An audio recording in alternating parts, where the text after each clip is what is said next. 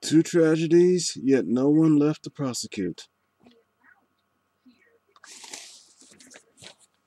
The small front page article was in regards to the recent hostage situation in Midland City, Alabama, where a deranged man attempted to hijack a school bus and abduct a few children.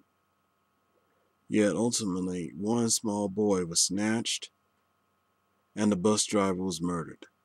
After a 5-day standoff, the hostage taker was killed and a small boy was rescued. This also spent in regards to a shooting spree 4 years ago in Geneva County, Alabama, where a deranged young man went on a rampage throughout Kinston and Sampson, Alabama, having murdered his own mother, 8 of his own relatives, and 4 innocent bystanders before he met his untimely end at a metal refinery in Geneva, Alabama.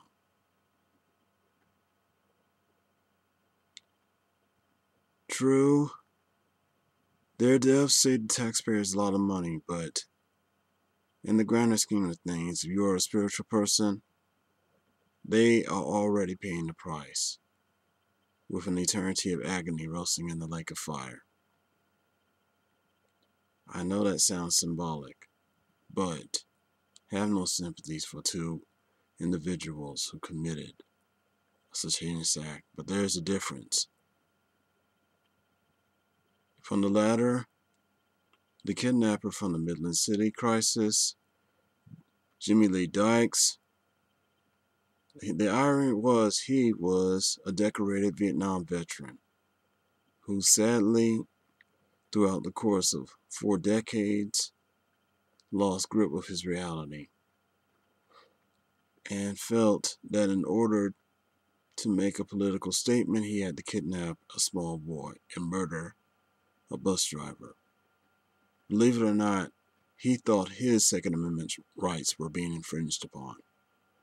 But to the latter, in regards to the shooting spree in Geneva County nearly 4 years ago, committed by Michael McClendon, McClendon was a police academy washout who could not cope with his circumstances, so he felt that in the final blaze of glory, he would take revenge upon all those who scoffed on him.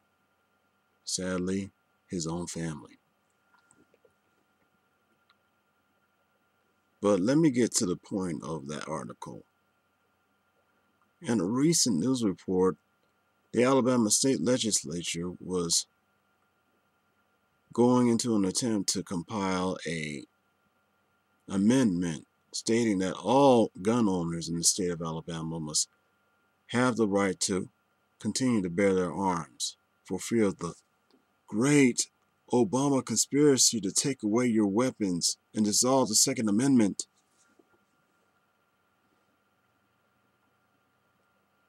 If immigration in the state of Alabama wasn't enough, these elected officials continually wish to shoot themselves in the foot. For by creating this amendment, you only widen the loophole for criminals to try to get access to weapons and continually turn a blind eye towards emotionally disturbed individuals having access to such said weapons. These people don't even seem to realize that there's going to be either another Michael McClendon or Jimmy Lee Dykes waiting in the wings. Yet they feel they're trying to uphold the Second Amendment. And while the Second Amendment should be held to regard as the right to bear arms and as well as a means of self-defense, they don't also seem to realize that there are criminals who are going to abuse that. Not to mention, there's an unstable, and I do mean an emotionally unstable individual out there that may have access to those weapons. This is also another cause for concern, particularly for the great disaster that is the Stand Your Ground statute, that gives vigilantes an excuse to harass or intimidate anybody they feel that is a threat to their well-being, or use that as an excuse. The Stand Your Ground law also works against people of color, even in situations where they would be prompted to go into an act of self-defense if they are physically intimidated.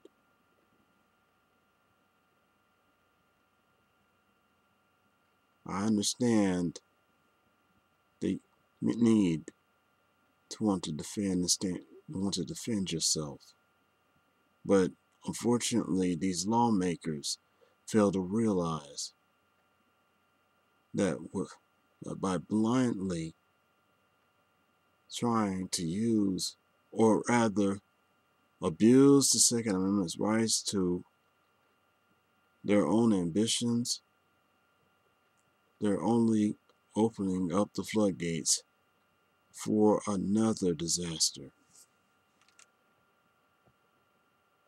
and unwittingly place their own constituents in deadly danger.